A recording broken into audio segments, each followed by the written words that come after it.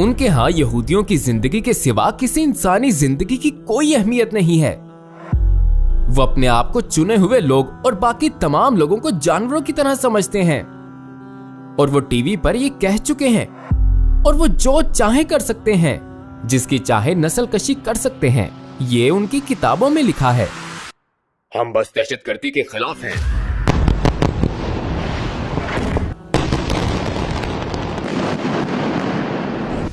ये लोग अपने शहरियों के अलावा किसी और के लिए इंसाफ और आजादी पर यकीन नहीं रखते। यही उनकी असलियत है और ये उनके इक़दामात से बहुत वाज़ेह है। कोई एक मुज़म्मत भी नहीं। हमने 2000 बच्चों की हलाकत पर मुज़म्मत का एक लफ्ज भी नहीं सुना। अब तक 2000 बच्चे हलाक हो चुके हैं।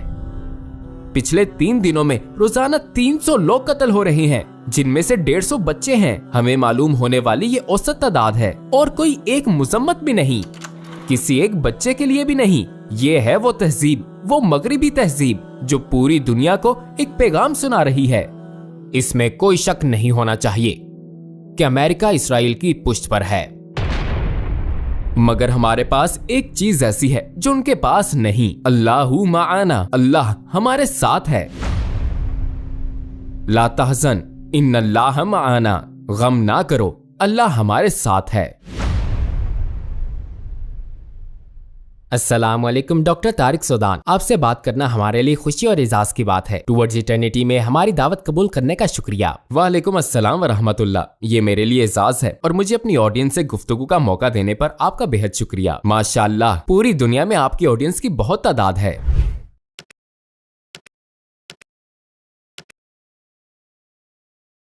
आज हम आपसे फलस्तीन में होने वाले हालिया वाकयात के बारे में पूछेंगे।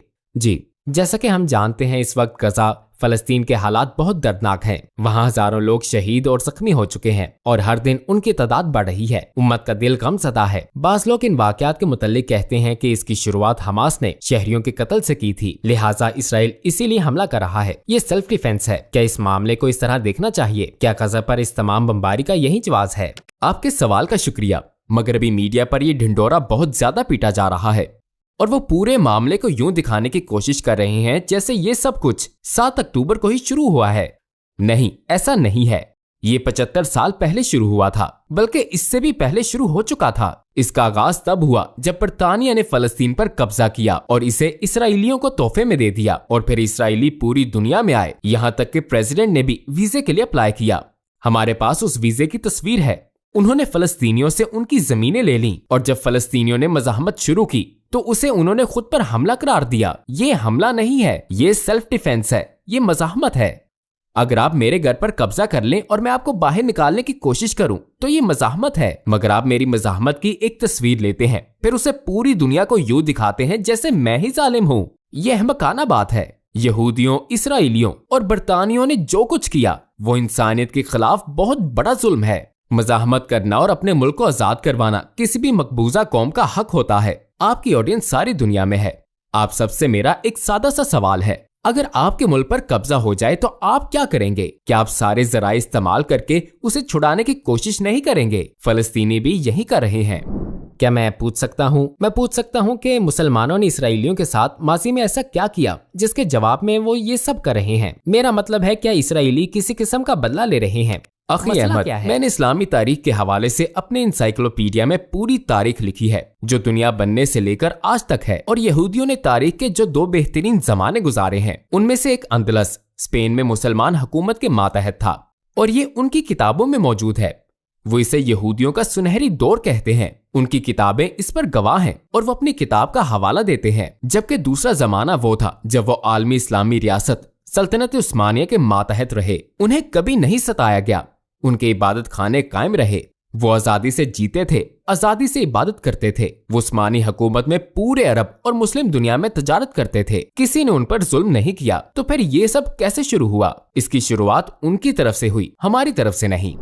तो हम गजा पर होने वाले इन हमलों की कौन सी बुनियादी वजूहात तलाश कर सकते हैं? क्या उनका अकीदा उनसे ये सब कुछ करवा रहा है? क्या ज़ोनिस्ट अपने मजहब की तालीमात पर अमल कर रहे हैं या उनका कोई और एजेंडा है और वो मजहब को एक बहाने के तौर पर इस्तेमाल करते हैं? میں نے یہودیوں کا انسائکلوپیڈیا لکھا ہے جس میں یہودیوں کی پوری تاریخ درج ہے۔ میں نے ان کا پورا عقیدہ لکھا ہے جو ان کی کتابوں توریت اور تلمود میں ہے، اور میں نے اسرائیل میں ان کی موجودہ صورتحال کے متعلق لکھا ہے۔ دو چیزیں ہیں۔ سب سے پہلی بات، ان کے مذہب، ان کے عقیدے میں یہ بالکل واضح ہے کہ وہ اپنے آپ کو چنے ہوئے لوگ اور باقی تمام لوگوں کو جانوروں کی طرح سمجھتے ہیں، اور وہ حال ہی میں ٹی وی پر یہ کہہ چکے ہیں، ہم سب نے سنا تھا، یعنی ان کے ہاں یہودیوں کی زندگی کے سوا کسی اور انسانی زندگی کی کوئی اہمیت نہیں ہے۔ یہ ان کی کتابوں میں لکھا ہے، لیکن یہ صرف ایک بہانہ ہے۔ اسرائیل ایک مذہبی ریاست بالکل نہیں ہے۔ وہ اسے یہودی ریاست کا نام دیتے ہیں مگر یہودی تعلیمات پر عمل نہیں کرتے۔ ریاست کا بڑا حصہ اور لوگ سیکولر ہیں، وہ کسی بھی مذہب کو نہیں مانتے اور وہ یہودیت پر عمل نہیں کرتے۔ آپ دیکھتے ہیں کہ کرپشن، بدکاریاں اور ہر برا کام جو ان کی کتابوں میں منع ہے وہ آپ کو ان کی زندگی میں ہر جگہ نظر آتا ہے۔ لہٰذا یہ صرف ایک بہانہ ہے، اس کی بنیاد ظلم ہے، اس کی بنیاد یہ احساس ہے۔ بچپن سے ہی ان کے دماغوں میں یہ بات بٹھائی گئی ہے کہ وہ چنے ہوئے لوگ ہیں اور وہ جو چاہے کر سکتے ہیں۔ یہ اپنے سوا پوری دنیا کے لوگوں کو ختم کر سکتے ہیں۔ دوسرے لوگ ان کے لیے کاکروچ ہیں۔ یہ دوسروں کو اس طرح دیکھتے ہیں۔ یہ کھلم کھلا تو نہیں کہتے، لیکن ان کی کتابوں میں بہت صاف صاف لکھا ہے، اور اس کا حوالہ میری کتاب یہودیوں کا انسائکلوپیڈیا میں بھی موجود ہے۔ کیا زائونسٹ کا یہ نظریہ ہے کہ جب ہم نیل سے فرات تک ان سارے ملکوں پر قبضہ کر لیں گے تب ہمیں زمین پر جنت مل جائے گی؟ کیا وہ آخرت پر ایمان نہیں رکھتے؟ وہ آخرت پر ایمان رکھتے ہیں اور وہ مسیح کو بھی مانتے ہیں، مگر حضرت عیسیٰ علیہ السلام کو مسیح نہیں مانتے۔ یہ ان کی کتابوں میں بہت واضح لکھا ہے، اور یہ بھی کہ عیسیٰ علیہ السلام کی والدہ مریم علیہ السلام نعوذ باللہ بدکار تھیں، اور حضرت عیسیٰ علیہ السلام ایک بدکارہ کے بیٹے تھے اور وہ جھوٹے تھے، لہٰذا انہوں نے عیسیٰ علیہ السلام کو سولی پر چڑھا دیا تھا۔ ان کے مطابق وہ انہیں قتل کر چکے ہیں، لیکن ہمارے دین کے مطابق ظاہر ہے ایسا نہیں ہے، مگر ان کا یہی عقیدہ ہے۔ اس کا ذکر قرآن مجید میں بھی ہے، وَقَوْلَهِمْ إِنَّا قَتَلْنَا الْمَسِيحَ عِيسَىٰ ابْنَ مریم، اور یہ کہا کہ ہم نے اللہ کے رسول مسیح عیسیٰ ابن مریم کو قتل کر دیا تھا۔ مگر یہ بات میں کبھی نہیں سمجھ پایا کہ عیسائی پھر یہودیوں کا ساتھ کیوں دیتے ہیں، وہ اسرائیل کی حمایت کیوں کرتے ہیں، جبکہ ان کے بارے میں وہ ایسا کہتے ہیں، ہم حضرت مریم علیہ السلام اور حضرت عیسیٰ علیہ السلام کا احترام کرتے ہیں، یہ ہمارے دین کا حصہ ہے۔ اگر آپ حضرت عیسیٰ علیہ السلام کو نہ مانیں تو آپ مسلمان نہیں رہتے۔ ہماری کتابوں میں بھی یہی لکھا ہے، اس کا موازنہ اس سے کریں جو ان کی کتابوں میں لکھا ہے، تو اصل میں وہ ایسے لوگ ہیں، وہ دوسروں کو اس نظر سے دیکھتے ہیں، اور بدقسمتی سے پوری دنیا کے ساتھ یہی ہوگا۔ وہ اسے زمین پر جنت سمجھتے ہیں، مگر یہ ان کے لیے اختتام نہیں ہے۔ ان کے مطابق کسی دن ان کا مسیح آئے گا اور اس کے ساتھ مل کر یہ پوری دنیا کو کنٹرول کریں گے، صرف عرب دنیا نہیں بلکہ پوری دنیا کو۔ یہ ان کی کتابوں میں لکھا ہے۔ تو یہ کینسر ہے، اور اس کینسر کے پھیلنے سے پہلے اس سے آگاہ رہیں۔ تو وہ بس اس دنیا کو بنیادی طور پر اپنی جنت بنانا چاہتے ہیں، ٹھیک؟ وہ یہ چاہتے ہیں کہ اخی ہمیں مذہب اور لوگوں کے درمیان فرق کرنا ہوگا۔ ہم مسلمانوں کو یہودی مذہب سے کوئی مسئلہ نہیں ہے، یہ ان کا اپنا عقیدہ ہے۔ ہر شخص کو اپنی مرضی کا عقیدہ رکھنے اور اپنی مرضی کی عبادت کرنے کا حق ہے، وہ اپنے عبادت خانے بنوائیں، ہمیں ان سب باتوں سے کوئی مسئلہ نہیں ہے۔ مسئلہ صہیونیت یا زائونزم کے ساتھ ہے۔ جب کچھ یہودی زائونسٹ بن جاتے ہیں اور کچھ عیسائی زائونسٹ بن جاتے ہیں اور وہ ہمارے ملک پر قبضہ کرتے ہیں اور وہ ہمیں ختم کرنا چاہتے ہیں، تب مسئلہ جنم لیتا ہے، اور ہم ہار نہیں مانیں گے۔ ہم جھکیں گے نہیں بلکہ مزاحمت کریں گے۔ ایسا نہیں ہے کہ فلسطینی کو ختم کر کے 2 بلین مسلمانوں کو چھوڑ دیا جائے گا، وہ ایک دن آپ کو بھی ختم کر دیں گے۔ تو انصاف پسند کہلانے والی یہ ریاستیں جیسا کہ امریکہ، انگلینڈ، جرمنی، فرانس وغیرہ اس کے خلاف کیوں نہیں بولتی؟ یہ ممالک آزادی اظہار کے حمایتی تصور کیے جاتے ہیں، لیکن انہوں نے اسرائیل کے خلاف احتجاج بھی نہیں کرنے دیا، تو ان کے عمل میں کتنا تضاد ہے؟ کیا ہم کہہ سکتے ہیں کہ انہوں نے اپنا اصل چہرہ دکھا دیا ہے؟ ہاں اخی، میں ان کے ساتھ بہت لمبے عرصے سے رہ رہا ہوں۔ یہ آزادی، انصاف وغیرہ صرف اندرونی طور پر امریکہ کے اندر، فرانس کے اندر، برطانیہ کے اندر، آسٹریلیا کے اندر، ان ممالک کے اندر ہے، مگر جب باہر کی بات آتی ہے تو انہوں نے پوری دنیا کے ساتھ کیا کیا؟ دیکھو فرانس نے الجیریا کے ساتھ کیا کیا، 140 سال قابض رہا، 1.5 ملین الجیریائی باشندوں کو قتل کیا۔ اٹلی نے لیبیا کے ساتھ کیا کیا، فرانس نے شام اور لبنان کے ساتھ کیا کیا، اور برطانیہ نے پوری عرب دنیا اور اتنے مسلمان ملکوں کے ساتھ کیا کیا؟ یہی ان کا اصل چہرہ ہے۔ امریکہ نے افغانستان، عراق، ویتنام اور ہر اس جگہ کے ساتھ کیا کیا جہاں وہ گیا۔ یہ لوگ، یا اخی احمد، یہ لوگ اپنے شہریوں کے علاوہ کسی اور کے لیے انصاف اور آزادی پر یقین نہیں رکھتے، یہی ان کی اصلیت ہے، اور یہ ان کے اقدامات سے بہت واضح ہے۔ کوئی ایک مذمت بھی نہیں، ہم نے 2000 بچوں کی ہلاکت پر مذمت کا ایک لفظ بھی نہیں سنا۔ دوسروں کی تعداد تو چھوڑیں، اب تک 2000 بچے ہلاک ہو چکے ہیں۔ یا اخی احمد، پچھلے 3 دنوں میں روزانہ 300 لوگ قتل ہو رہے ہیں، جن میں 150 بچے ہیں۔ ہمیں معلوم ہونے والی یہ اوسط تعداد ہے اور کوئی ایک مذمت بھی نہیں۔ یہ آزاد ملک جن کی آپ بات کر رہے ہیں، اخی احمد، کسی بچے کے لیے مذمت کا ایک لفظ تک نہیں کہتے۔ یہ ہے وہ تہذیب، وہ مغربی تہذیب جو پوری دنیا کو ایک پیغام سنا رہی ہے۔ میں آپ سے یہ سوال پوچھنا چاہتا ہوں، پوری تاریخ میں عیسائیوں، یہودیوں اور مسلمانوں نے یروشلم، القدس پر کنٹرول پانے کے لیے ایک دوسرے سے سخت جنگیں لڑی ہیں۔ اس کی کیا وجہ ہے؟ یہ شہر مسلمانوں کے لیے اتنا اہم کیوں ہے؟ یا اخی، یہ صرف ایک شہر نہیں ہے، یہاں ہمارا مقدس مقام الاقصی ہے۔ مسجد اقصی حضرت آدم علیہ السلام کے زمانے سے ہے۔ اس کا ذکر مسلمانوں کی کتابوں میں ہے۔ یہ حضرت آدم علیہ السلام کے زمانے سے ہے۔ انہوں نے 2 مقدس مسجدیں تعمیر کی تھیں، ایک مکہ میں مسجد الحرام خانہ کعبہ اور دوسری یروشلم میں مسجد اقصی۔ اور رسول اللہ صلی اللہ علیہ وآلہ وسلم سے صحابہ رضی اللہ عنہم نے اس کے بارے میں خاص طور پر پوچھا تھا۔ آپ صلی اللہ علیہ وآلہ وسلم نے فرمایا، مسجد اقصی کعبہ کے صرف 40 سال بعد تعمیر ہوئی تھی۔ ایسا نہیں ہے کہ اسے یہودیوں نے تعمیر کیا اور ہم نے اسے ان سے واپس لے لیا۔ یہ ایک مقدس مقام ہے۔ یا اخی، ہماری تمام آڈینس کو یہ بات اچھی طرح سمجھ لینی چاہیے کہ مسلمانوں نے کبھی یہ سرزمین یہودیوں سے واپس نہیں لی۔ جب مسلمانوں اور فلسطین پر کنٹرول رکھنے والے بازنطینیوں میں جنگ ہوئی، جس میں مسلمانوں کو فتح ہوئی، تو انہوں نے اسے عیسائیوں سے واپس لیا، یہودیوں سے واپس نہیں لیا تھا۔ اور ہمارے پاس اب بھی وہ ڈیکلریشن اور معاہدہ موجود ہے جو رسول اللہ صلی اللہ علیہ وآلہ وسلم کے صحابی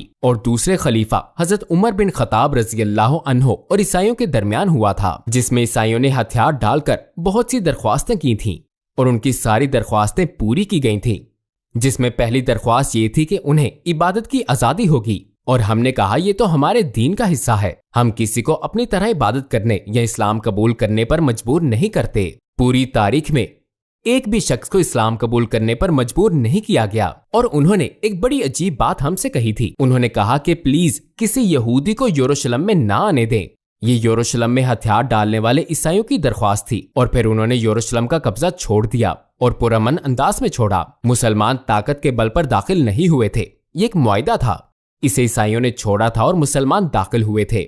اور یا اخی، وہاں کوئی یہودی نہیں تھا، پورے یروشلم میں ایک بھی یہودی نہیں تھا۔ یا اخی، مسلمانوں نے یہودیوں کو، عیسائیوں کو کبھی نہیں ستایا۔ پوری تاریخ میں عیسائیوں نے عیسائیوں پر اور عیسائیوں نے یہودیوں پر ظلم کیے ہیں، مسلمانوں نے کبھی نہیں۔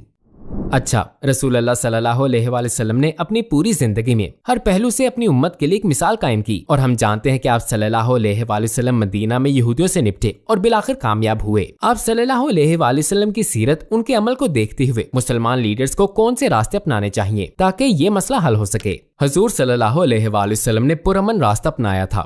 دیکھیں کیا ہوا تھا کہ جب حضور صلی اللہ علیہ وآلہ وسلم مکہ سے ہجرت کر کے مدینے آئے تو مسلمان پہلے سے اکثریت میں تھے، اور آپ صلی اللہ علیہ وآلہ وسلم فوراً مدینہ کے لیڈر بن گئے تھے۔ انہوں نے اسے طاقت سے نہیں لیا تھا۔ آپ صلی اللہ علیہ وآلہ وسلم نے مدینے پر فتح کے لیے کسی کو قتل نہیں کیا تھا۔ مدینے کے لوگوں نے آپ صلی اللہ علیہ وآلہ وسلم کو چنا تھا، انہوں نے آپ صلی اللہ علیہ وآلہ وسلم کو قبول کیا تھا، اور وہ اکثریت میں تھے۔ تو آپ صلی اللہ علیہ وآلہ وسلم نے کیا کیا؟ یہ تفصیل سے لکھا ہوا ہے، اور یہ میری کتابوں میں بھی لکھا ہے، اس کی تفصیل موجود ہے۔ اسے وثیقۃ المدینہ کہتے ہیں۔ یہ کیا ہے؟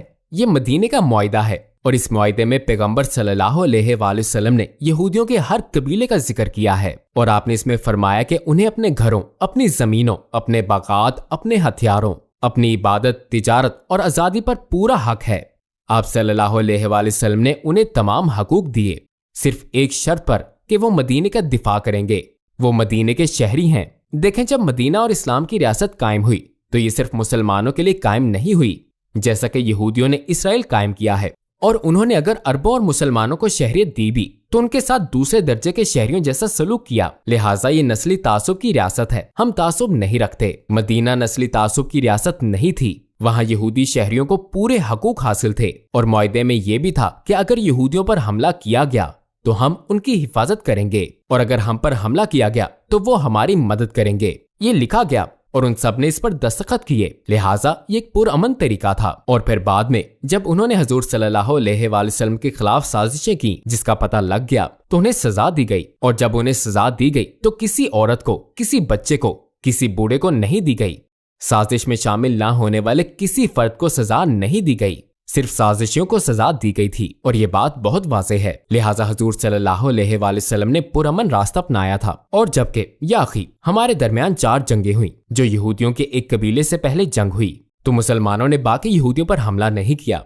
तो इसके बाद कई साल हमारे साथ रहे, महीने नहीं, दिन नहीं, कई सालों तक हमें यहूदियों से कभी कोई मसला नहीं रहा। हमें इस्लाम की शुरुआत से आज तक उनसे कोई मसला नहीं है। या अखी मैं एक इस्लामी स्कॉलर की हैसियत से बहुत वाज़ेह तौर पर कहता हूँ, हमें यहूदियों के साथ कोई मसला नहीं है। हमें ज़ोयनिस्ट से मसला है जिन्होंने हमारी सरजमीन छीनी और हमें अपनी सरजमीन आजाद करवाने और मज़ाहमत करने का हक है, और यह हक दुनिया के हर शख्स को हासिल है। लिहाजा ये पुरअमन तरीके से हल हो सकता है और हम इसके लिए तैयार हैं। हम दोबारा उनके साथ पुरअमन तौर पर रहने के लिए तैयार हैं। अमन ये लोग खराब कर रहे हैं, हम नहीं। क्या हमें कुरान या हदीस में कहीं इसराइल के खात्मे के बारे में कोई मालूमात मिलती हैं? ये बहुत वाज़ेह है कि हमारे और उनके दरमियान एक जंग होगी। इसका जिक्र कुरान में है। 2 बड़ी जंगें होंगी, मगर इस वक्त जारी जंग उन दोनों जंगों में शामिल नहीं है। पहली जंग अभी शुरू नहीं हुई है। इसका जिक्र कुरान में है। कुरान में बहुत वाज़ेह जिक्र है कि हम अल-अक़सा में दाखिल होंगे और वो इसे वापस ले लेंगे और फिर हम इसमें दोबारा हमेशा के लिए दाखिल होंगे। इन सब बातों का जिक्र कुरान में है। वलियदखुलू अल-मस्जिदा कमा दाखलूहु वला मर्रा, और ताकि वो मस्जिद में उसी तरह दाखिल हों जैसे पहले लोग दाखिल हुए थे। लिहाजा हम 2 मर्तबा इसमें दाखिल होंगे। लेकिन कुरान ये नहीं कहता कि ये यहूदियों का खात्मा होगा, ये यहूदी रियासत का खात्मा होगा, यहूदियों का नहीं। और कुरान में ये जिक्र है कि यहूदी जिंदा रहेंगे। रसूलुल्लाह सल्लल्लाहु अलैहि वसल्लम की हदीस में जिक्र है कि यहूदी बाकी रहेंगे। हमें यहूदी मजहब और यहूदियों से कोई मसला नहीं है। हमें ज़ोयनिस्ट रियासत, नस्ली तासुब की रियासत से मसला है, जिसने हमारी सरजमीन और हमारी मस्जिदें हमसे छीनी और हर रोज हमारी मस्जिद पर हमले किए। 7 अक्टूबर के ये वाकयात क्यों हुए? वो जुनूनी हर रोज मुसलसल हमारी मुकद्दस मस्जिद में दाखिल होकर हमें उकसा रहे थे और हम उनको खबरदार करते रहे। हम और क्या करते? कि अपना सर झुका लेते और उन्हें अपनी मस्जिद दे देते। हम कभी ऐसा नहीं करेंगे। मुसलमान कभी अपना सर नहीं झुकाएंगे। बतौर मुसलमान बदकिस्मती से हम बेबसी से इन वाकयात को अपने अपने घरों में बैठकर देख रहे हैं। तो आप एक ऐसे मुसलमान को क्या कहेंगे जो पूछता है मैं एक फर्द की हैसियत से क्या कर सकता हूँ? हम बेबस नहीं है या अखी, अल्हम्दुलिल्लाह हम बेबस नहीं हैं, मगर एक फर्द की हैसियत से हम बहुत कुछ कर सकते हैं। वल्लाह या अखी 1967 के बाद से हमें मीडिया पर भी बहुत कवरेज मिली है।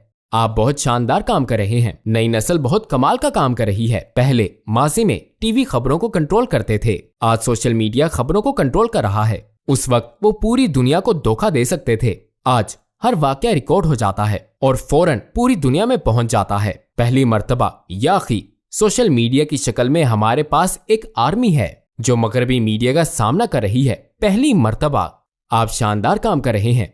ट्वीट करने, लिखने और फेसबुक पर पोस्ट करने वाले हमारे नौजवान भरपूर जवाब दे रहे हैं। या अखी मेरे 18 मिलियन फॉलोअर्स हैं और फेसबुक और ट्विटर ने मुझे महदूद कर दिया है। आज सिर्फ 1800 लोग मेरी पोस्ट देख सकते हैं, मगर मैं क्या करता हूँ, मैं फेसबुक पर अपनी पोस्ट लगाने के बाद आप जैसे नौजवान मर्दों खवातीन को भेज देता हूँ। वो इनका तर्जुमा करते हैं और इन्हें पोस्ट करते हैं। वल्लाह या अखी आप जैसे नौजवानों की बदौलत ये 18 मिलियन 100 मिलियन बन गए हैं। आप ट्वीट कर सकते हैं तो आप बेबस नहीं हैं। आप डोनेट कर सकते हैं तो आप बेबस नहीं हैं। आप दुआ कर सकते हैं तो आप बेबस नहीं हैं। उनके पास बहुत दौलत है, उनके पास बहुत बड़ी मीडिया मशीन है जो हकीकत को बिगाड़ने की कोशिश कर रही है, मगर अल्हम्दुलिल्लाह हमारी मीडिया मशीन में आप इजाफा कर रहे हैं और हमारी दौलत मुसलमान दुनिया के अमीर मर्दों खवातीन, नौजवानों और गरीबों की सखावत की बदौलत बढ़ रही है। हाँ या अखी गरीब भी डोनेट कर रहे हैं। इस जंग में सब अपना अपना हिस्सा मिला रहे हैं, मगर हमारे पास एक चीज ऐसी है जो उनके पास नहीं है। अल्लाहु माआना, अल्लाह हमारे साथ है। ला तहज़न इन्नल्लाह माआना, गम ना करो अल्लाह हमारे साथ है। डॉक्टर तारिक सौदान आपके जवाबात का बेहद शुक्रिया। हमने आपसे बहुत कुछ सीखा। अल्लाह आपकी हिफाजत करे और इंशाअल्लाह हम रूबरू भी जरूर मिलेंगे। इस दीन के लिए आपकी तमाम मेहनतों में अल्लाह बरकत अता फरमाए। आप और आपकी टीम का भी शुक्रिया। माशाअल्लाह आप बहुत शानदार काम कर रहे हैं। वैसे मैंने जिहाद पर एक किताब लिखी है और जिहाद की इस किताब में मैंने बताया है कि जिहाद सिर्फ हथियार उठाने का नाम नहीं है, जिहाद आपकी तरह माइक्रोफोन उठाने का नाम भी है। बारकल्लाहु फीक, जज़ाकल्लाह खैर।